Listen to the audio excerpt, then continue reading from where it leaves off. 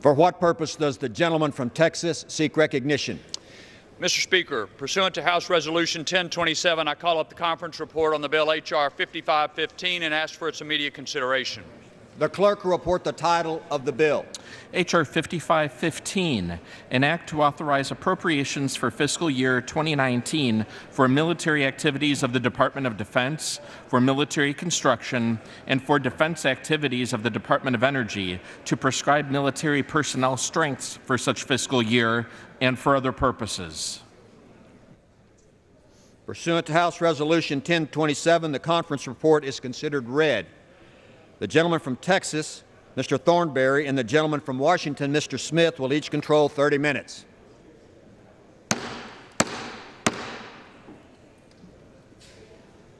The House will proceed when the House is in order.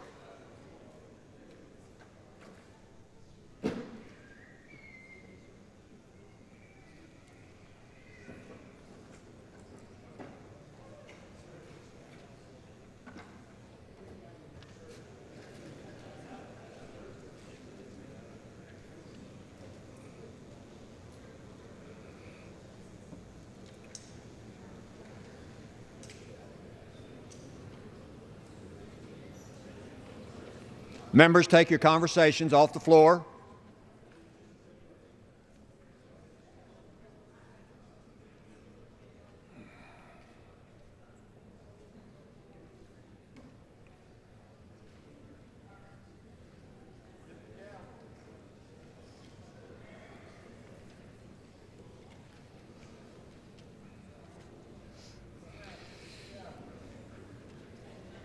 The chair recognizes the gentleman from Texas, Mr. Thornberry.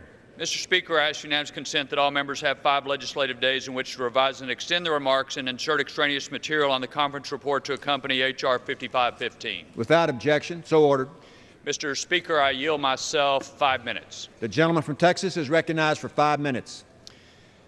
Mr. Speaker, first I want to express my appreciation to the ranking member of the Armed Services Committee, Mr. Smith, not only for his work on this conference, but also for his work throughout the process of bringing this bill to fruition.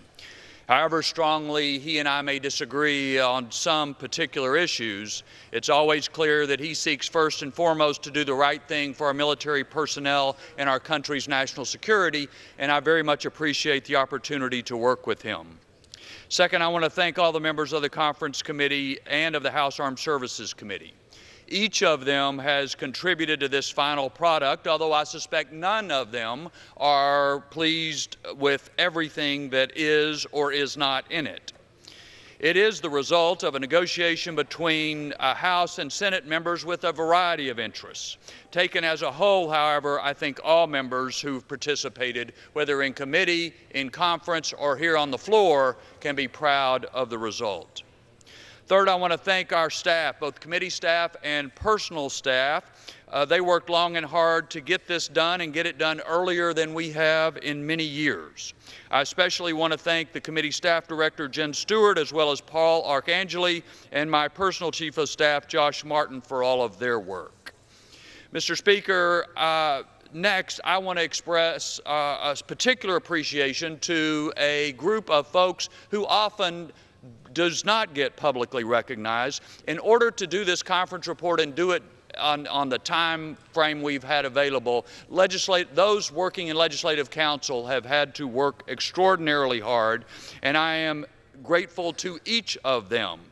Some of those in Legislative Council who have worked on this product include Hadley Ross, Sherry Criss, Tony Shaza, Noah Wolfsey, Ken Cox, Brendan Gallagher, Matt Eckstein, and there are others who will be named shortly. Finally, Mr. Speaker, I want to thank the Rules Committee and that staff for helping us work through a procedural issue in the last couple of days. Mr. Speaker, this bill takes a major step forward in rebuilding our military, reforming the Pentagon, and better preparing this country to deal with the national security challenges which lay before us. Conversations off the floor. And the chair would remind visitors and the guests to keep your voices down.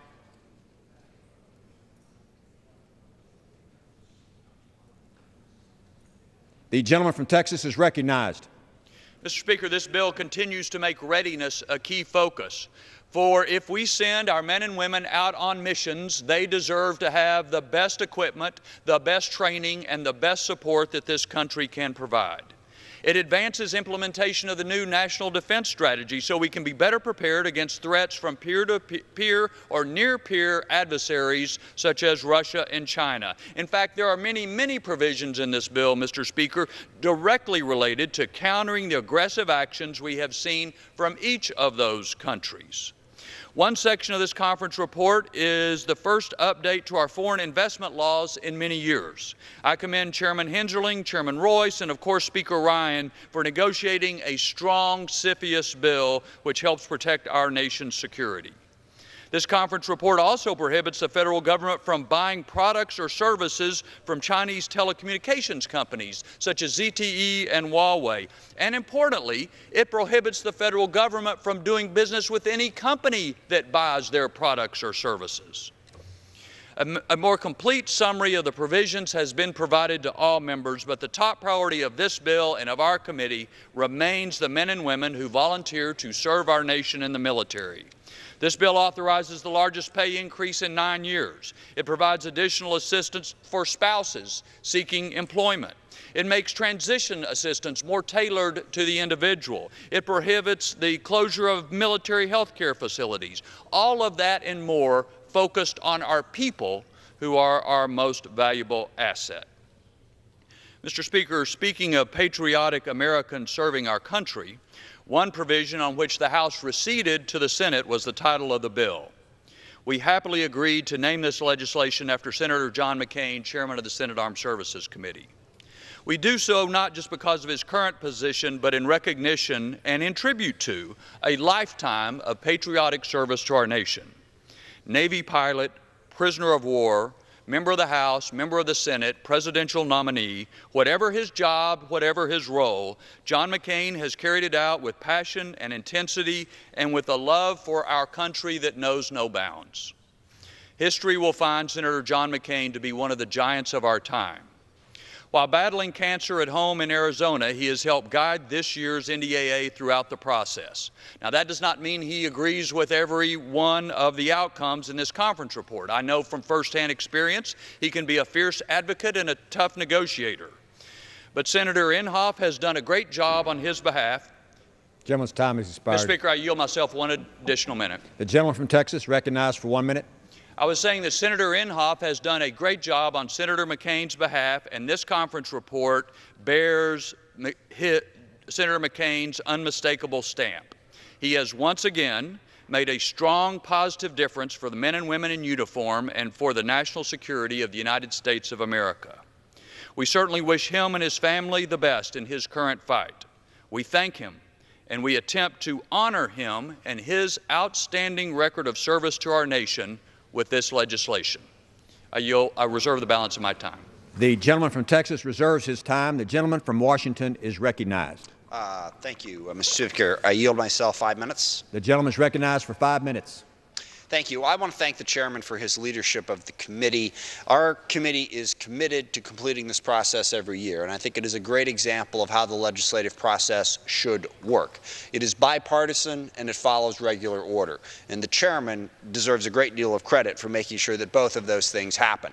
He has been very inclusive of all the members of the committee, Democrats and Republicans, and also all the members of this House who have had interest in what goes into this bill to make sure that we have the strongest possible national security policy. And I really appreciate his leadership, and I also share with him the gratitude that we have for our staff and the incredible hard work that they do to pull this process together. As the chairman mentioned, this is the soonest we've completed the NDAA, knock on wood, assuming we complete it, in my entire time in Congress. And that took a lot of people doing a lot of work, members and staff alike. The chairman mentioned some of the Ledge Council staff.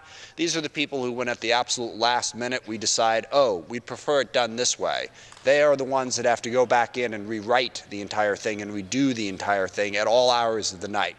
They do a spectacular job and are frequently unrecognized. The chairman mentioned some of them. I want to mention the rest.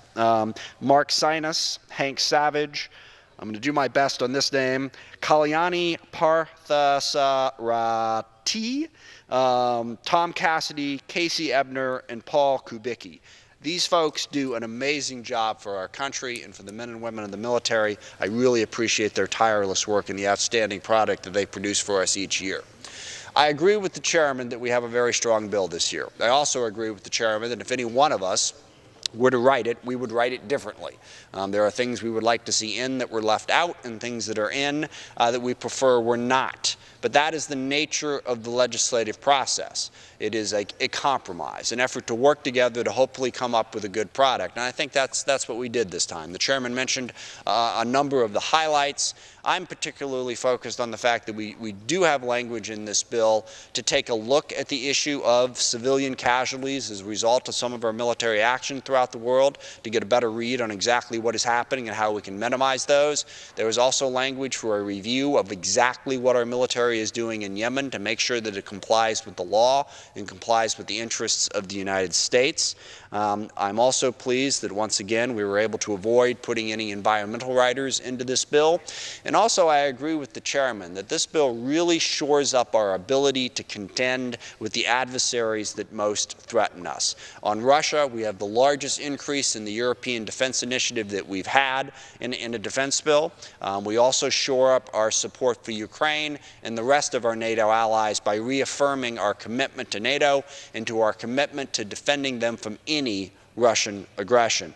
Where China is concerned, as the chairman mentioned, we have very strict restrictions on ZTE and also on Huawei and other Chinese companies to make sure they can't do business with the U.S. government or with companies that do business with the U.S. government. I do want to address one issue that I heard brought up during the rule. I think there's a popular misunderstanding that somehow our bill is responsible for the deal that let ZTE back into the U.S. market. That's not true. The President of the United States decided to undo what he had done previously, blocking ZTE from doing any business in the U.S., and basically fined them $1 billion. So ZTE is paying $1 billion to get out from under the effective death penalty and be allowed back into the U.S. market. For our bill to have undone that, as the Senate bill did, would have required us to cut $1 billion in mandatory spending. Now, I don't agree necessarily with the parliamentarians' ruling there, that the $1 billion that ZTE paid is something that we should have had to offset if we undid the deal, but we have to live by the law, and this was also mandatory spending. So if we were going to get rid of the ZTE deal and get rid of that $1 billion, we would have literally had to cut retirement, health care, for the men and women who serve in the military. I don't think that's something that anyone on this floor would have been willing to do. So this bill does step up to confront our adversaries in Russia and China. I also think it reflects the values, as I mentioned, dealing with the civilian casualty issue, trying to get a beat on what's going on in Yemen, and reflects a reasonable compromise between the House and the Senate. And I just want to close by echoing the words of our chairman and being grateful that this bill is named after Senator McCain. I knew Senator McCain before I even got into politics, just as a prominent national figure, a war hero, and someone to be greatly admired. And it is one of the great honors in my career that I've had the privilege to work with him on the Armed Services Committee process over the course of the last 5 years as ranking member. John McCain is as tough and smart and committed to this country as anyone you will ever find. It is truly fitting this bill is named after him. He will be remembered as one of the great heroes of our country. And with that, I yield back. Gentleman yields back. Reserves. Gentleman from Washington, reserves. Gentleman from Texas. Mr. Speaker, I'm pleased to yield 2 minutes to the distinguished chairman of the Subcommittee on Readiness, gentleman from South Carolina, Mr. Wilson. The gentleman from South Carolina is recognized for 2 minutes. Thank you, Mr. Chairman. Thank you, Mr. Speaker. I am grateful to support the John S. McCain National Defense Authorization Act.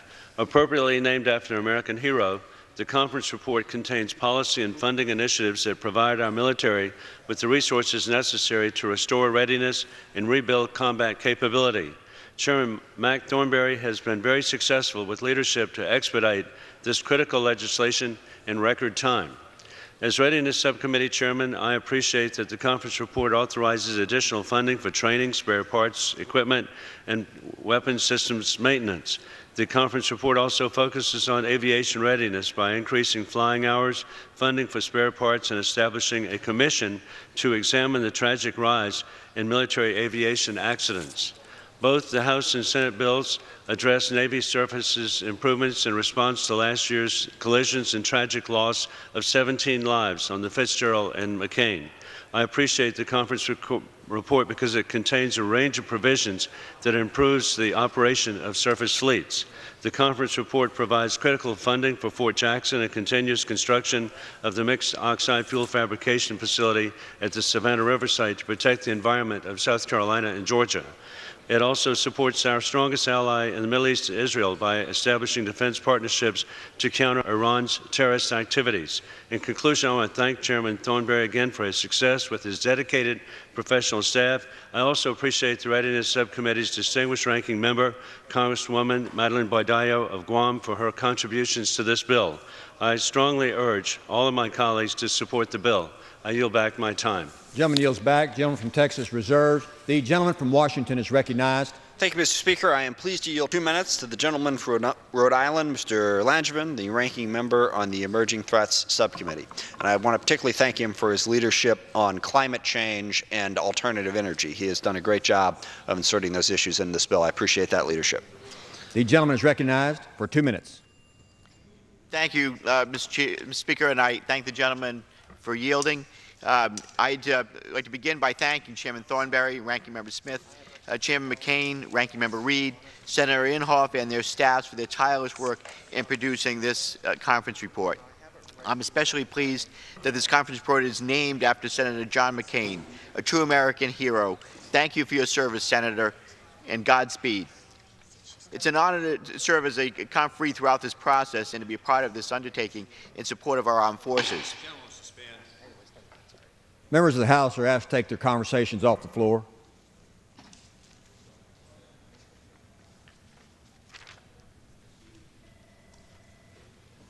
The gentleman is recognized.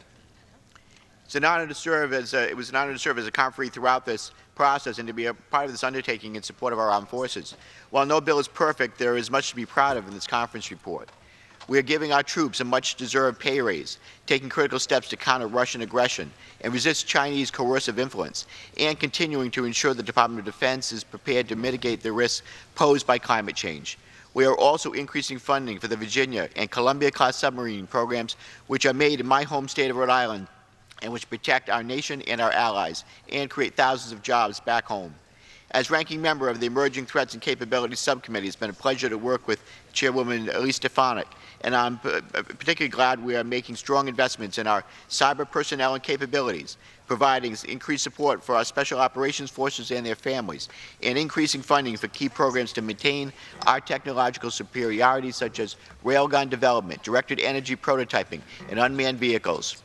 The threats we face as a nation are diverse and challenging. There are no easy answers for how the United States will continue to promote stability and rules-based international order. But I believe that this bipartisan work of the House and Senate Armed Services Committee and this bill in particular will improve our national security and help keep our country and our service members safe. Lastly, I want to thank Catherine Mitchell and my personal staff, who serves as my MLA, who is leaving for South Korea to be with her husband, who is serving in the United States Army. Job well done, Catherine, and thank you. For those reasons and more, Mr. Speaker, I urge my colleagues to support this conference report, and I yield back the balance of my time. Gentleman yields back his time. Gentleman from Washington reserves, and the gentleman from Texas is recognized. Mr. Speaker, I'm pleased to yield 2 minutes to the distinguished chair of the Subcommittee on Tactical and Air-Land Forces, gentleman from Ohio, Mr. Turner. The gentleman from Ohio is recognized for 2 minutes. Thank you, Mr. Chairman.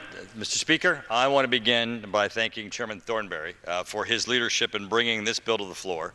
I strongly support H.R. 5515, the National Defense Authorization Act for fiscal year 2019, the 58th consecutive NDAA passed by Congress. I also want to thank our leadership, Speaker Ryan, Kevin McCarthy, Steve Scalise, and Patrick McHenry for their contribution to this bill being a contribution to readiness This is about increasing the top line, increasing national defense spending, increasing support for our men and women in uniform. I want to thank them for their leadership in accomplishing that. I have the privilege of serving as the chairman of the Tactical Air and Land Forces Subcommittee, and I would like to recognize our subcommittee ranking member, Ms. Nikki Songas. I want to thank Nikki for her support on the subcommittee and as co-chair of the Military Sexual Assault Prevention Caucus. Throughout her tenure in Congress, Nikki has worked in a solidly bipartisan fashion to support our warfighters, improve the readiness of our military, and help our service members eliminate sexual assault in uniform. She is leaving behind a strong legacy of accomplishments. Within our subcommittee's jurisdiction, this bill recommends authorization for over $97 billion in modernization funding that is necessary to regain our advantage against peer competitors. This bill recognizes the importance of the fifth-generation strike fighter and supports the President's budget request for 77 Joint Strike Fighters. It also authorizes the Department to procure additional F-35 aircraft if funds become available through cost savings and program efficiencies. The bill includes several oversight provisions to combat the physiological episodes occurring in military aircraft. We now require the Department to certify that all new aircraft will have latest technology to keep our pilots healthy and safe. In the bill, Congress reiterates the importance of the Air Force's JSTARS program. For more than 25 years, the aircraft has provided our warfighters command, control, and surveillance of ground battle. JSTARS has flown over 130,000 combat hours and will be an integral piece of the Air Force's arsenal for years to come. For the 7th consecutive year, this bill also addresses sexual assault. I encourage my colleagues to support this bill. Thank you, Mr. Speaker, Mr. Chairman. Gentleman yields back. The gentleman from Texas reserves, and the gentleman from Washington is recognized. Thank you, Mr. Speaker. I'm pleased to yield 2 minutes to the gentleman from Tennessee, Mr. Cooper. The gentleman from Tennessee is recognized for 2 minutes. I thank the gentleman. I would like to thank all members of the Conference Committee for their record-breaking work on this National Defense Authorization Act. This bill supports national security, so I am pleased to support the bill. I would particularly like to thank my good friend, Chairman Rogers, for his bipartisan leadership of the Strategic Forces Subcommittee. In addition to authorizing core missions of our nuclear forces to provide a strong deterrent, this defense authorization bill mandates an independent study on increasing the decision time before the President can use nuclear weapons. It allows negotiations for extending the New START Treaty to maintain binding limits on the number of strategic nuclear weapons that Russia can deploy. It drops a provision that would have all but separated the Nuclear Security Administration from the Department of Energy in direct contradiction of expert recommendations, and it allows the Department of Energy to continue terminating the failed and unaffordable MOX boondoggle. The bill supports effective missile defense efforts, including pressing for near-term solutions such as boost phase missile defense using kinetic interceptors. It increases accountability for the acquisition of expensive interceptors, and of course, we support U.S.-Israeli missile defense. Finally, I strongly commend Chairman Rogers' leadership in strengthening our ability to defend our assets in space against increasing threats. This bill creates a sub-unified command for space and continues oversight of warfighting readiness and presses for more rapid and agile acquisition processes and mandates a plan for improving our space capabilities. I look forward to continuing to work with Chairman Rogers and others toward establishment of a true Space Corps or Space Force. Thank you again, and I urge support for this bill. I yield back the balance of my time. Gentleman yields back. Gentleman from Washington reserves. Gentleman from Texas. Mr. Speaker, I'm pleased to yield 2 minutes to the distinguished chair of the Subcommittee on Strategic Forces, the gentleman from Alabama, Mr. Rogers. The gentleman from Alabama is recognized. Mr. Speaker, I rise in strong support of H.R. 5515, the John S. McCain National Defense Authorization Act of 2018. This report authorizes additional funding for nuclear modernization efforts. We make good on the promises to improve defense-related infrastructure. It authorizes full funding for a low-yield nuclear warhead, and it postures the United States to credibly address the threat posed by Chinese and Russian strategic and nuclear weapons in the future. On missile defense, the conference report includes policy support and funding for space-based sensing, boost phase intercept, hypersonics, and directed energy efforts. Regarding national security space reform, this conference report established a sub-unified command for space. It tasked the department with developing an alternative acquisition system for national security space, and it directs the department to deliver a space warfighting policy and readiness plan. These steps begin taking us down the path toward implementing President Trump's directive to establish a Space Force.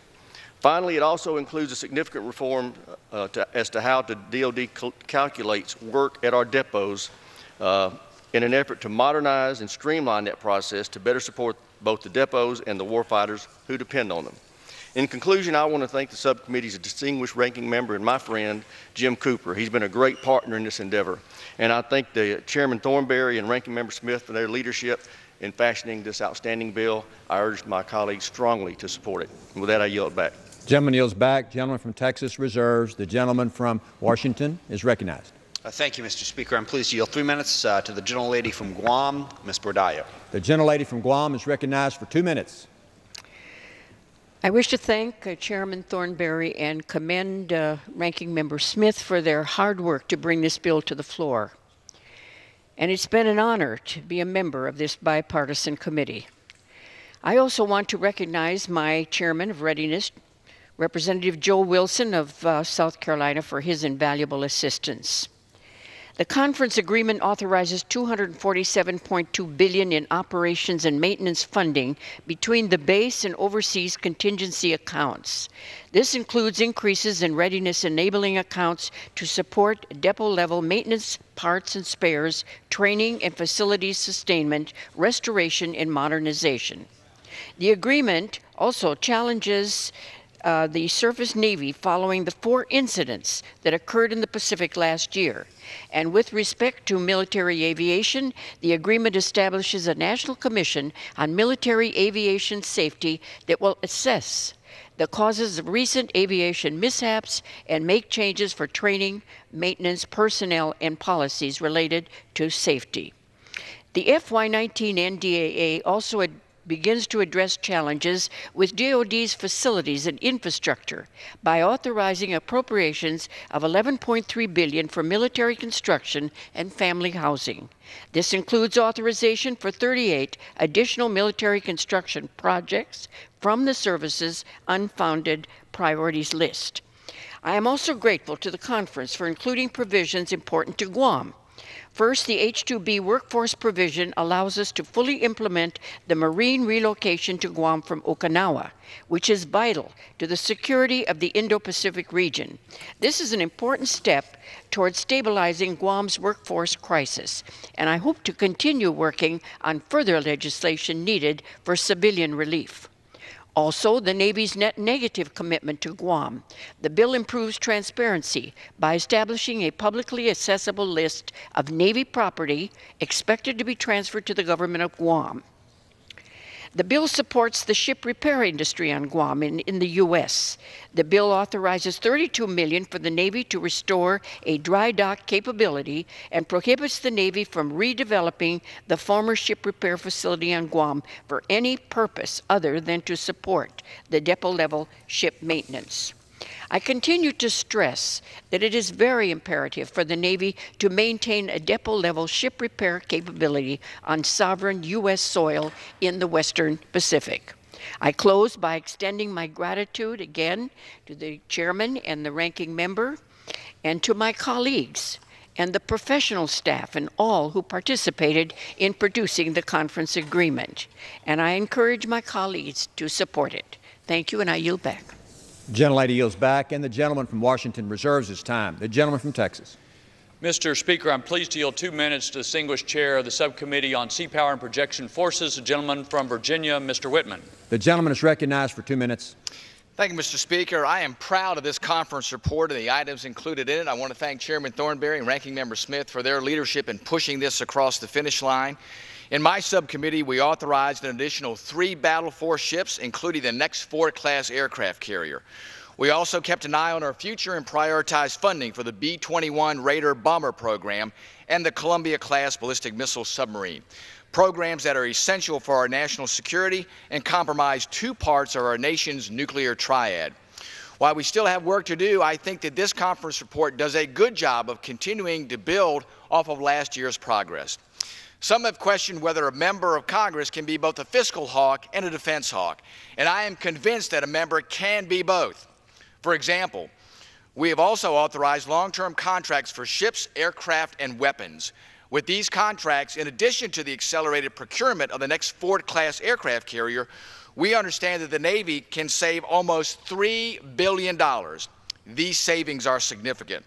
While I am proud that this may be the first time in more than 2 decades that an NDAA will be enacted before the start of the fiscal year, we still have work to do to secure funding for this bill. Specifically, I believe there's no more debilitating action that Congress can perform than delaying an accompanying defense appropriations bill. The House has passed ours, but we need our colleagues in the Senate to do the same during their time in D.C. in August. If we lose this rare opportunity to pass a defense appropriations bill before the end of the fiscal year, we will once again be holding our military hostage for other domestic priorities. I was thrilled to see Speaker Ryan continue to lead on this issue when he indicated yesterday, we really just want to get the military funded on time, on budget, on schedule this year. That's the primary concern. We need to get back to basics, perform our constitutional duty, and let our service members know that we have their backs while they're serving on the front lines and that we are dedicated to their service and that we will take care of their families until they return. Let's pass this defense authorization bill and turn to getting the defense appropriations bill done on time. I yield back the balance of my time. Gentleman yields back. Gentleman from Texas reserves. Gentleman from Washington. Thank you, Mr. Speaker. I now yield 3 minutes to the gentleman from Connecticut, Mr. Courtney. The gentleman from Connecticut is recognized for 3 minutes. Thank you, Mr. Speaker. I rise in strong support of the 2019 John McCain Defense Authorization Bill. First, I would like to extend my congratulations to Chairman Thornberry and Ranking Member Smith for their steady bipartisan leadership as this bill was crafted, the 58th consecutive year in a row that Congress has produced an NDAA, a testament to their superb legislating and the constructive dialogue that results from following regular order. I also want to salute the hard work of my colleague Rob Whitman at the helm of the Sea Power Subcommittee and also our professional staff, Phil McNaughton, Dave Sinicki, and Bruce Johnson for their talent, expertise, and follow-through for all our members. Our subcommittee mark accelerates the timeline towards achieving a Navy fleet of 355 ships, the size needed to meet global requirements according to the Navy's 2016 Force Structure Assessment. Our work authorizes funding for 13 battle force ships, 3 more than President Trump's request. In particular, at a time when rising adversaries are recapitalizing or expanding their undersea fleets, this year's NDAA provides $7.6 billion for the Virginia-class program and nearly $4 billion for the Columbia-class development and advanced procurement. The bill authorizes 2 Virginia-class attack submarines in 2019 and requires the next Block 5 Virginia contract currently under negotiation to include priced options for additional 3rd submarines in years 2022 and 23. This provision will maintain the option for the next Congress to take advantage of industrial-based capacity that the Navy last February told us is available to increase submarine construction in the future.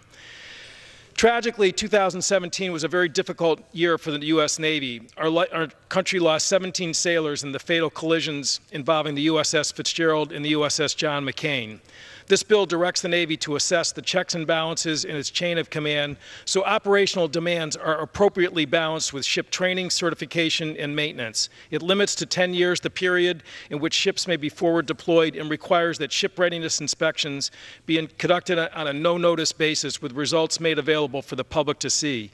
These changes are critical. We owe it to our sailors, and we can't afford to have our naval assets out of commission with so much at stake as competitors seek to counter time-honored norms such as the right to transit international waters freely.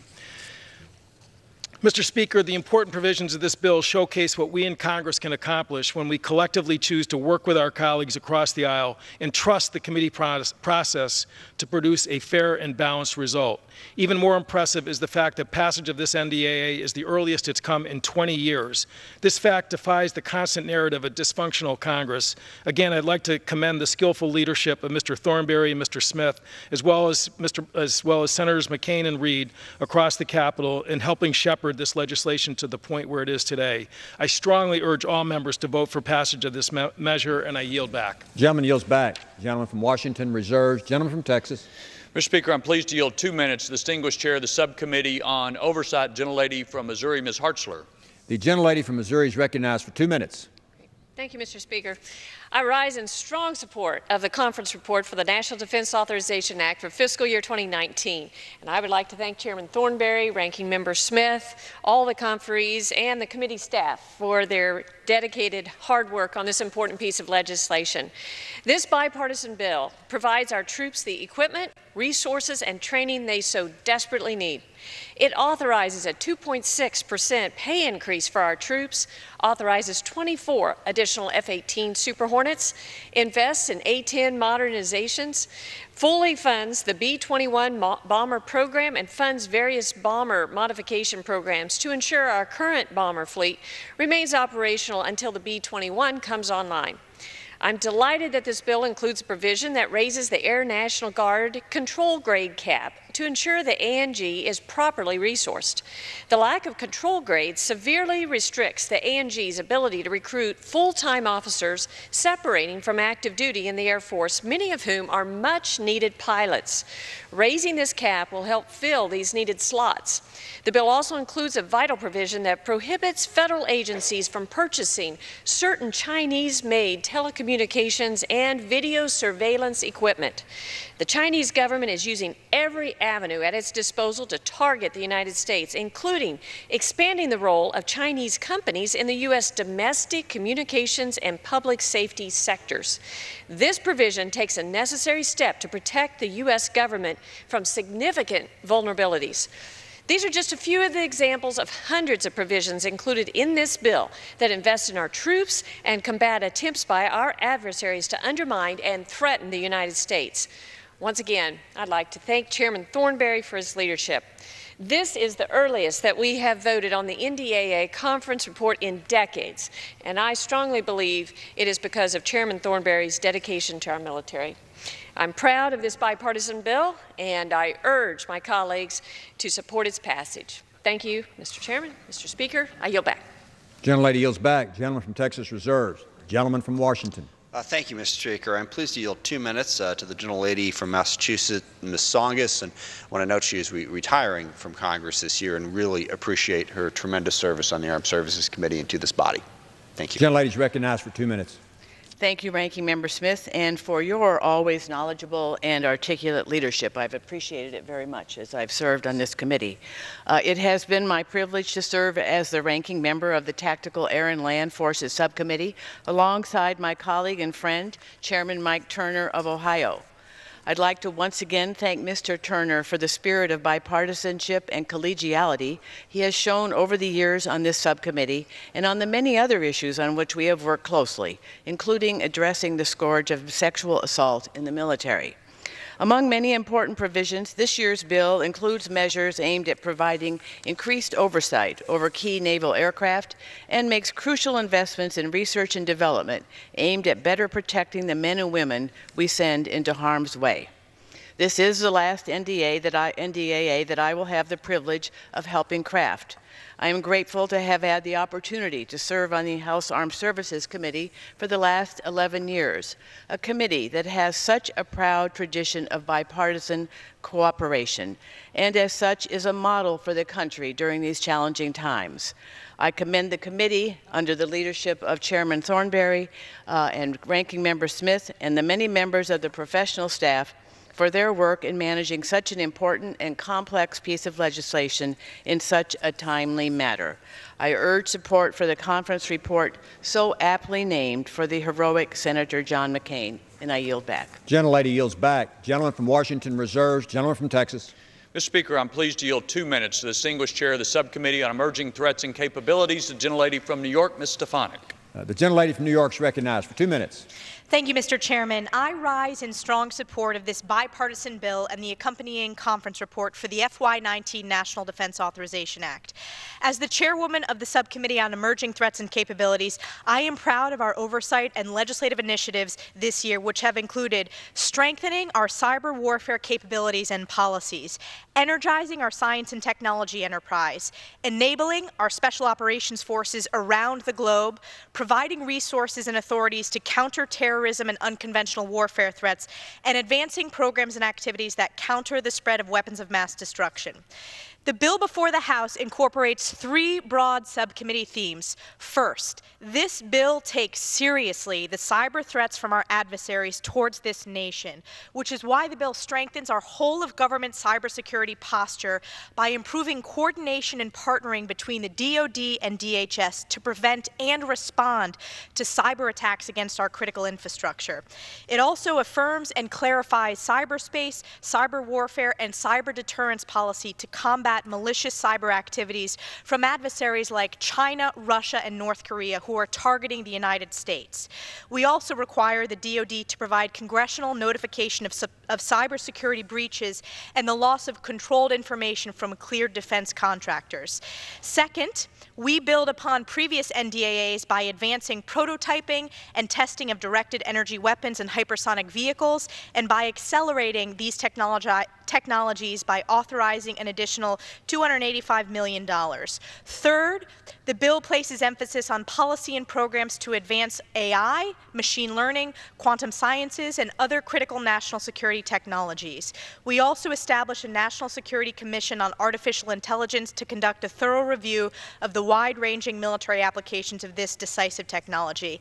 And additionally, this bill authorizes the largest pay raise for our troops in 9 years. It helps improve employment opportunities for military spouses and increases transparency in the military healthcare system. Thank you to the chairman and my ranking member, and I urge my colleagues to support the bill and vote yes. I yield back. Gentlelady yields back. Gentleman from Texas reserved. Gentleman from Washington. Thank you, Mr. Speaker. I'm now pleased to yield 1.5 minutes to the gentlelady from California, Ms. Davis. The gentlelady from California is recognized for 1.5 minutes. Thank you, Chairman Thornberry and Ranking Member Smith, and the professional and personal staff for all of their hard work. This year's NDAA is multifaceted and it is complex. It contains many good things for our service members, but it also contains areas of concern. I support this year's NDAA new reforms designed to restore the readiness, capability, and capacity of a force that has been asked to do too much with too little. The conference report contains a number of policy items focused on service members' quality of life in a wide range of areas, including health care for disabled veterans, care for service members' children, mental health services, sexual assault prevention, maternity leave, and retention of women in the military. This bill also contains language acknowledging the critical role women play in the security of their country. It contains provisions ensuring that Afghan and Syrian women are not overlooked as a critical component in conflict resolution. I would also like to reiterate an area of concern. Developing new low-yield nuclear weapons when we currently have more nuclear weapons than we can ever possibly use is not just a waste of money, it also lowers the threshold required before a nuclear conflict begins. A nuclear weapon is a nuclear weapon, no matter what its size. Any nuclear use would fundamentally change the rules of the game. We do not follow the dangerous and reckless Russian doctrine of escalate to de-escalate. We shouldn't mirror their reckless strategy. What do we hope to gain strategically by proliferating low-yield weapons? With all that said, this is a strong bipartisan bill which will help our nation protect itself in a changing world. I recommend a yes vote. Thank you. The gentlelady yields back. The gentleman from Washington reserves. The chair will receive a message. Mr. Speaker, a message from the Senate. Mr. Speaker, Madam Secretary. I have been directed by the Senate to inform the House that the Senate has passed H.R. 4645, an act to amend the Wild and Scenic Rivers Act to designate certain segments of East Rosebud Creek in Carbon County, Montana, as components of the Wild and Scenic Rivers system. The gentleman from Texas. Mr. Speaker, I'm pleased to yield 2 minutes to a distinguished subcommittee chair from the Committee on Financial Services, the gentleman from Kentucky, Mr. Barr. The gentleman from Kentucky is recognized for 2 minutes. Mr. Speaker, I rise today in support of major reforms included in the National Defense Reauthorization Act conference report regarding the Committee on Foreign Investment in the United States and Export Controls. And I want to thank the chairman of the Armed Services Committee for his excellent leadership in addressing the readiness crisis and giving our men and women in uniform the tools they need to defend our freedoms.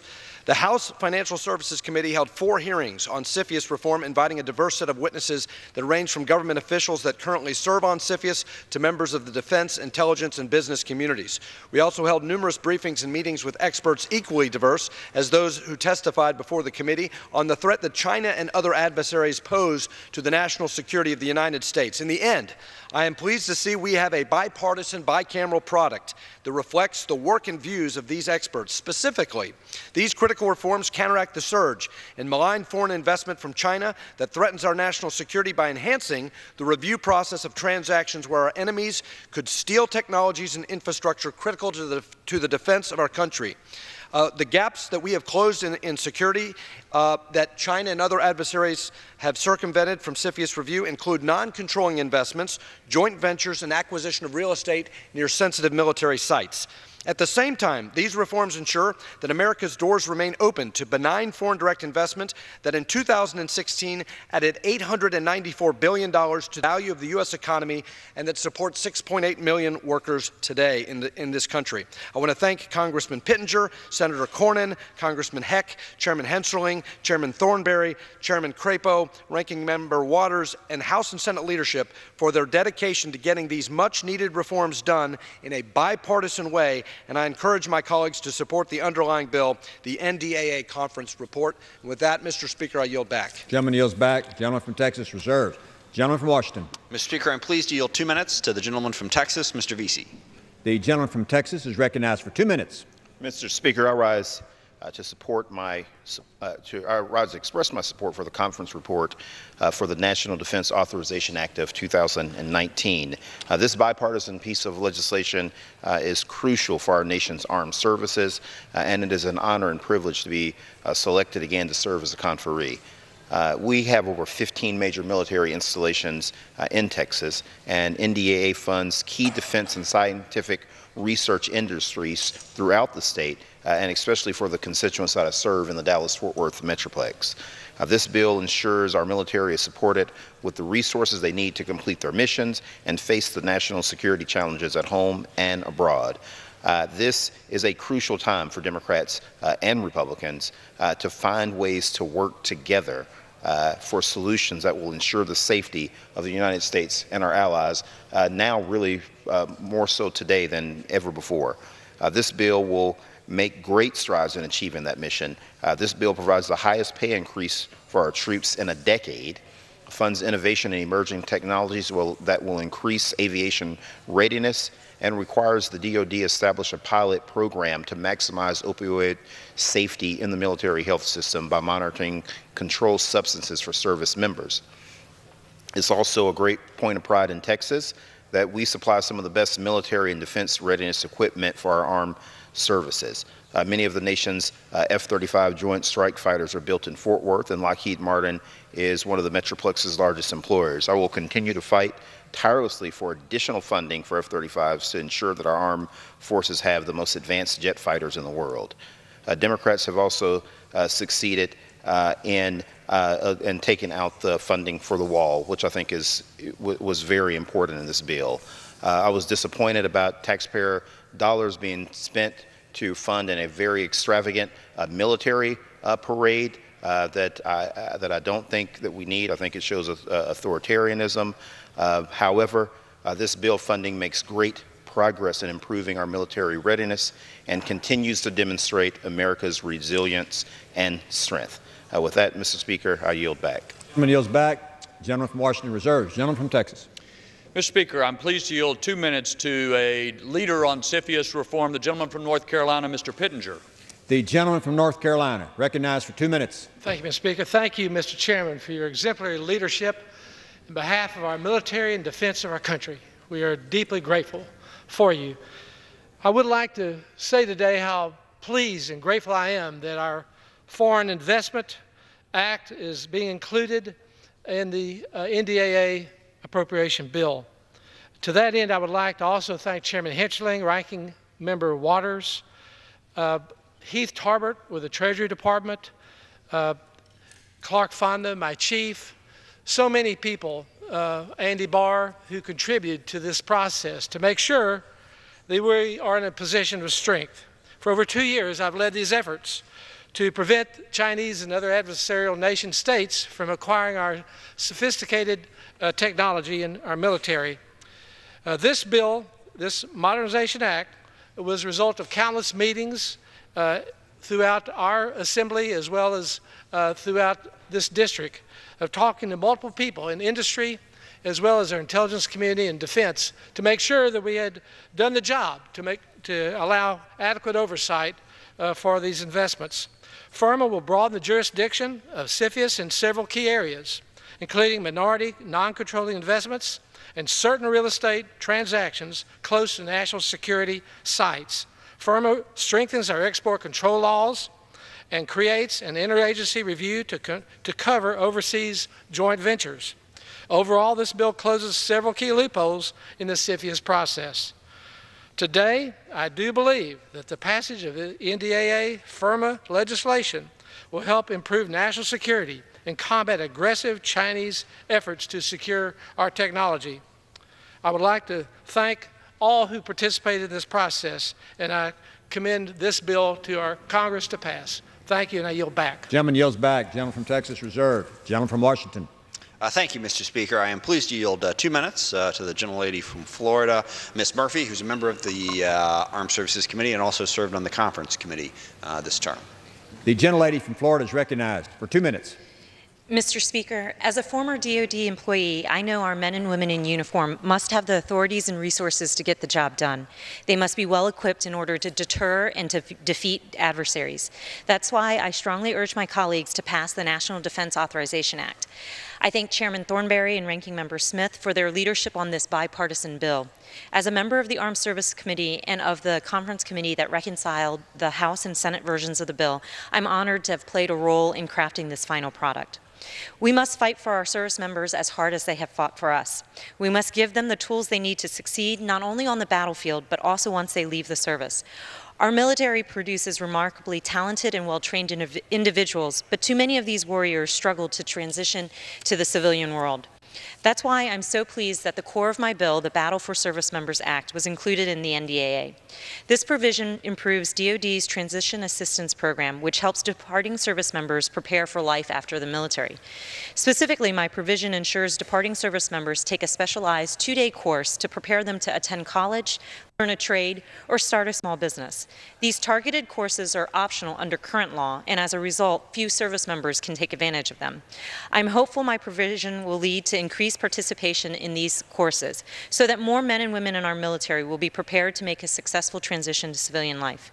I'm also proud the NDAA includes the full text of my bill to modernize SBA's microloan program, which provides small dollar loans to aspiring and existing entrepreneurs, including veteran entrepreneurs. I urge my colleagues on both sides of the aisle to support this bill, and I yield back the balance of my time. Lady yields back. Gentleman from Washington reserves. Gentleman from Texas. Mr. Speaker, I reserve the balance of my time and would inform the chair that at this point I have no additional speakers other than myself to close. Gentleman reserves. Gentleman from Washington. Thank you, Mr. Speaker. At this point, I'm pleased to yield 1.5 minutes to the gentleman from Oregon, Mr. Blumenauer. The gentleman from Oregon is recognized for 1.5 minutes. Thank you. I appreciate the gentleman's courtesy in permitting me to speak on this. I'm pleased that this bill is being named after Senator McCain.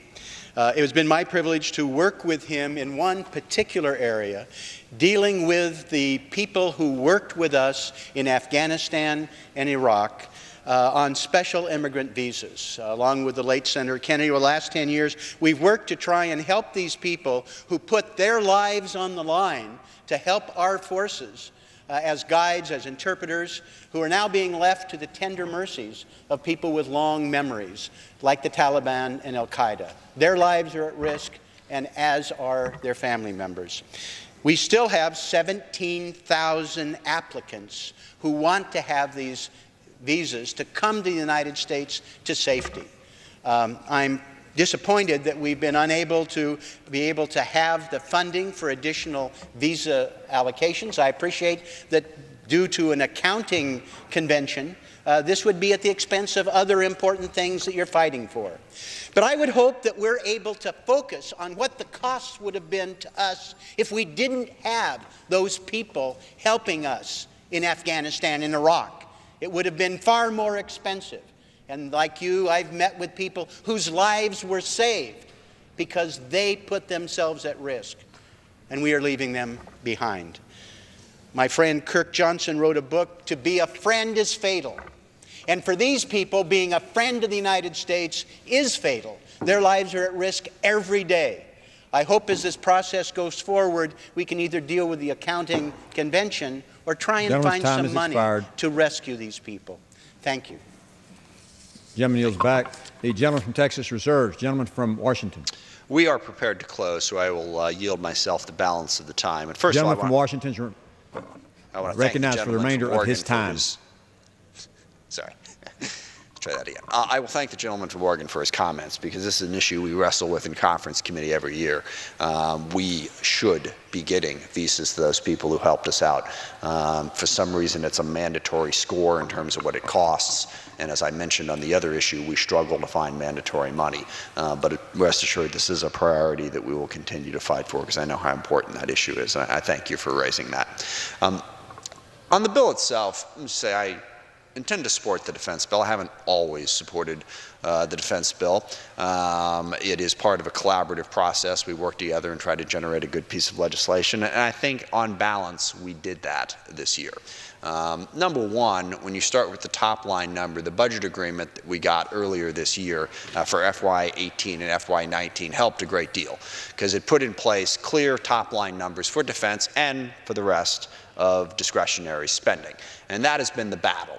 And let me just say clearly that ever since the Budget Control Act was passed in 2011, and I know there were reasons for why that was passed, the military and the rest of our discretionary budget has had to live under, I think it's 3 or 4 government shutdowns, multiple threatened government shutdowns, continuing resolutions, and in general, complete uncertainty on how much money they were going to have from one month to the next. And this is a horrible way to run the government. We need to come up with a fiscal policy that sets clearly what we're going to spend on discretionary spending and gets it done as close to October 1st as possible. This has a devastating impact on our military's ability to be prepared to defend this nation, to be prepared to fight the fights that we ask them to fight. It's worth noting it also has a devastating impact on all other aspects of the discretionary budget, on infrastructure and education, just to name a couple. So getting back to regular order on fiscal policy is enormously important. I will also note, and I chose not to belabor the point this year, though I have talked about it in the past, that the Budget Control Act alone is not the problem. We do need to get rid of the Budget Control Act because it's a terrible way to budget and govern. But even once we do that, we still have a $22 trillion debt. We just passed another massive tax cut. And when you project out where our budget is going to be, we're looking at trillion-dollar deficits for as far as the eye can see, and the largest debt that we've ever had as a nation, even as a percentage of GDP. The most important thing that we can do to give a guarantee of predictability to the men and women who serve in the military is to address the fiscal issues that we face as a nation. And if we honestly address those issues, we're going to have a devil of a time paying for everything in the military that I know some on this floor would like. So we need to get to a consistent fiscal policy if we're going to have the dependability that I know the chairman wants and I know everybody in this committee wants going forward. And if we don't do that, that uncertainty is going to continue going forward. Sorry about that. Let me just say that to get to proper fiscal policy is going to require us to honestly assess the problems we face. And I'll say just one more quick word about that between turning back to the bill. Earlier this year, or earlier this session, we passed, as I mentioned, a significant tax cut. We passed a significant increase in spending. I think the tax cut was roughly $2 trillion. The increase in spending was $500 billion. And then the very next week, we put on the floor a constitutional amendment to balance the budget. There were 134 members of this body who voted for the tax cut, for the spending increase, and for the constitutional amendment to balance the budget. That doesn't make any sense. That doesn't add up. That's pure politics, because by and large, people want to see their taxes cut, and they want to see their favorite programs increased, and they'd like to have a balanced budget. So we tried to do all three and wind up in a horribly inconsistent position. I would urge all of us to continue to work to get to some fiscal policy that makes sense, because the result of a fiscal policy that doesn't add up is budgetary uncertainty for the discretionary budget, the largest portion of which is the Department of Defense. This bill does the very important job of setting defense policy for this country. And most important in all of that is it makes sure that the men and women who fight and serve in our military have the training and the equipment they need to carry out the missions that we give them. Now again, going forward, we have big challenges. We have never faced a more complex threat environment. We face Russia and China and Iran and North Korea and terrorist organizations spread out all over the globe. It is incredibly complicated and difficult, and it's going to be very expensive unless we make some smart choices. So we're going to have a tough time meeting the budgetary requirements that we have no matter what. But in this bill, I think we addressed all of those issues, and I think we addressed them very well and in a bipartisan fashion. As I mentioned in my opening remarks, we do work with our allies to confront the challenges in Russia and China, which are critically important to us going forward. And we also, thanks to the Chairman's leadership, continue our effort at acquisition reform. Because one thing's for sure, given the budget reality that I just described, no matter what, we are going to need to make sure that every dollar we spend at the Pentagon is well spent. Acquisition reform is one of the keys to getting us to that point, to more efficiently spending our money.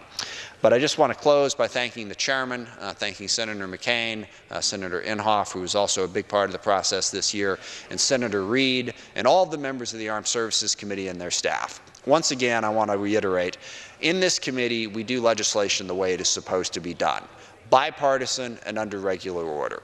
This place can work. The legislative process can work. We had a very long markup in the Armed Services Committee in which we considered a lot of issues, debated them, had votes, then we went to the floor, then we went to conference committee, and we produced what I think is an excellent product for the nation. So with that, I will urge support for the conference report. Again, thank the Chairman for his leadership and yield back the balance of my time. The gentleman from Washington yields back his time. The gentleman from Texas is recognized for the remainder of his time. Thank you, Mr. Speaker. And I want to express my appreciation to all the members who came to speak on the conference report today. And yet, I have the feeling we have only begun to scratch the surface of all of the issues that are addressed in this bill. Mr. Speaker, this is a big bill. It is about 1,800 pages big. Now, about 200 pages of that is the CFIUS reform that, led by the Financial Services and Foreign Affairs Committee. But there's a lot that's in this bill. The distinguished ranking member just talked a bit about reform. This bill eliminates a number of requirements that Congress had put on the Department of Defense in previous years. It streamlines some decision making. It begins to put in some sort of comprehensible order all of the laws related to acquisition. It requires there be savings of overhead expenses of a number of DOD agencies that have not been addressed before. I could go on and on. There was a Secretary of Defense who wrote a book a few years ago who complained about this bill, who said it's too much that Congress is doing to tell us what to do. And yet I would remind all of us, Mr. Speaker, that the Constitution puts that exact responsibility on our shoulders. It says it's Congress's job to raise and support, provide and maintain, make the rules and regulations for military forces of the United States. And this is the bill by which we carry out that responsibility. It's our job to do it. And this bill is the product, as you have heard, of members of both sides of the aisle throughout the process. There have been approximately 1,005 amendments that have been proposed at some point in this process. Subcommittee, full committee, floor consideration, and then on to conference. About an equal number of them were Republicans and Democrats. We have come together, as we have for each of the past 57 years, to try to exercise our constitutional responsibilities on behalf of the men and women who risk their lives to protect us. And I would certainly join with the ranking member and other members who have said, now in order to get the full benefit of this, we need to have an appropriation bill that matches on time before the end of the fiscal year. Mr. Speaker, over the course of this debate today, you have heard a lot of thanks. And it's appropriate because obviously it takes a lot of work by a lot of people to put together an 1,800-page bill and try to think through the consequences of what it means for us, what it means for our service members, what it means for our allies around the world. It truly is a team effort, a bipartisan team effort, and I believe the reason that's so, the reason it has passed every year and been signed into law every year for the past 57 years is because of the men and women of whom we are so proud who risk their lives to protect us and our freedom. They continue to be at the forefront of our thoughts, and it is on their behalf and for their benefit that we bring this conference report, urge its adoption, and appreciate their service to the United States of America. Mr. Speaker, I yield the balance of my time. Gentleman from Texas yields back his time. All time has expired. Pursuant to House Resolution 1027, the previous question is ordered. The question is on adoption of the conference report. Those in favor say aye. Those opposed, no. The ayes have it. The conference report is adopted. Gentleman from Texas. Mr. Speaker, I demand the yeas and nays. The yeas and nays are requested. Those favoring a vote by the yeas and nays will rise. A sufficient number having risen, the yeas and nays are ordered. Members will record their votes by electronic device. This is a 15-minute vote.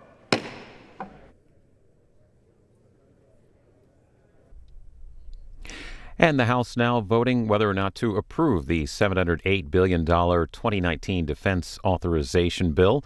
Should it pass, the measure still needs to be debated in the Senate. Today is the last day the House is expected to be in session for the day, the week, and the month for the summer. The Senate could take the bill up next week. Here's a look at what's in the bill. Today, the House holding the last few votes of the summer, members debating the defense authorization bill for 2019. It's a measure that has to be debated and resolved annually. This is a procedural vote on the rules for debating the bill. Assuming it passes, there'll be a vote on agreeing to the rules for the debate, and then members will move on to that debate on the bill itself. We're joined now by John Donnelly, CQ Roll Call Senior Defense Reporter.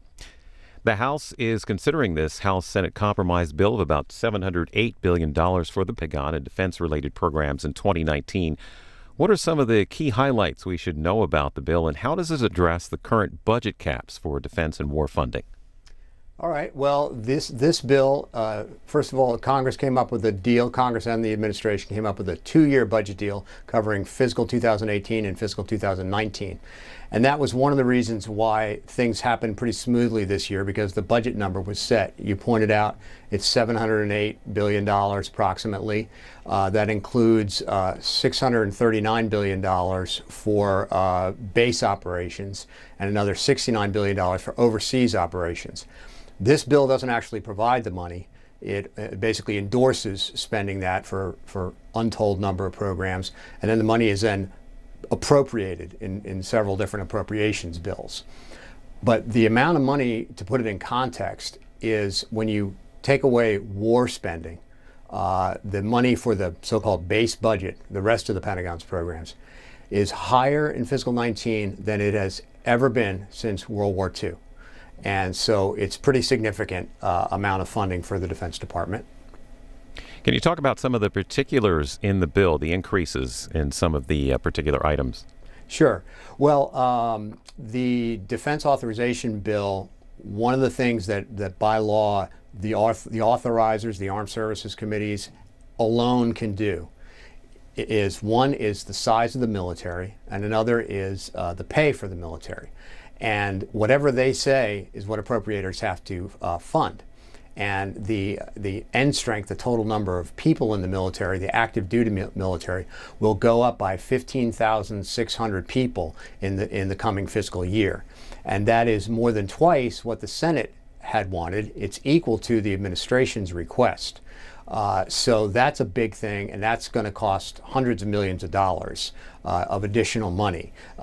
The Senate appropriators cut about $1.4 billion from their personnel accounts, thinking they were going to have a lower level of so-called end strength. But because they're going to now have to go to a higher level, they're going to have to find that money. So that's one thing, the number of troops. The pay, there's a 2.6% pay raise across the board for all uniformed personnel, and so many other provisions. This is like a 2,000-plus page bill. The bill's named after Senate Armed Services Committee Chair John McCain, who is battling brain cancer back in his home state in Arizona. Without him here in Washington, what lawmakers are taking the lead in the negotiations to put together the final version of the defense bill, and how did those negotiations go? Well, they went very well, as I indicated. 1997 was the last year that the Defense Authorization Bill was enacted prior to the October 1 start of the fiscal year. And it's only happened a couple times in the last 35 years that it's happened that fast.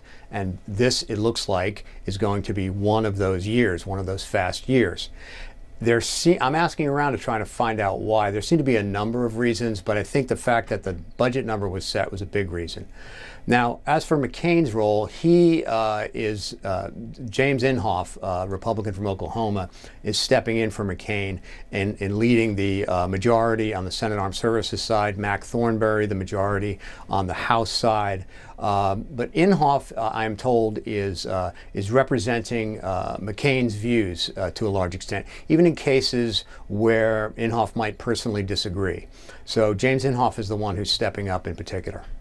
One of the key differences between the House and Senate versions of the bill was the provisions involving the Chinese telecom company ZTE. How does ZTE figure in each bill, and how was the issue resolved? Well, the Senate had a provision that would have basically barred American companies from exporting to this Chinese company ZTE, which is controversial, we should point out, because it was found to have violated U.S. sanctions in trading with North Korea and Iran, and it's widely considered to be an espionage threat that's tied to the People's Liberation Army in China. And so there's a lot of member concern about doing business with this company and a lot of insistence on penalizing them. The administration did not want to have this ban. They have instituted fines and other punitive actions against ZTE. But so the Senate provision that would have blocked private business with ZTE was stripped out. What the bill retains is a ban on the U.S. government buying phones and other equipment from this company or another Chinese company called Huawei Technologies Company. And another thing that they did on the same sort of front is the process for monitoring foreign investment in U.S. companies has been expanded and strengthened so that more kinds of transactions, including by countries such as China, will be reviewed as part of this process. The House also had some procedural problems with the bill earlier this week. Your recent article in the bill has this headline: House resolves NDAA snag, moves toward passage. What was that procedural hang-up, and how was that resolved? Well, it gets pretty arcane, pretty obscure, pretty fast, but it had to do with a revenue-raising issue, and the House is supposed to initiate that legislation, and there was concern that it didn't, and it had a jurisdictional issue, and basically they edited one sentence and fixed it. But because they altered a conference report, they had to basically file a new version of the conference report, and they made a few other spelling changes and whatnot. But it was a minor issue that cost a couple of days just on the rule for proceeding to the bill, but it has not delayed final passage. And finally, how does the Trump administration view the bill, and when might we see it come to the Senate for consideration? Also, will it see a smooth road to passage in the Senate? Yeah, the Senate could take it up as soon as in the next few days. The House is going out after today. Senate's going to stick around for some or maybe even all of August. So there's no reason they can't get to it pretty quickly, and I think support there is pretty widespread. The president has not indicated he intends to veto it over any particular provision, although he expressed concerns, sometimes strong concerns, about dozens of provisions in one bill or the other. But short answer is this should be enacted, and it will be, I believe, the 58th year in a row that this legislation will become law. John Donnelly follows the government and defense issues for CQ Roll Call. You can tweet him at John M. Donnelly. Read his work at CQ.com. Thanks, John. Thank you.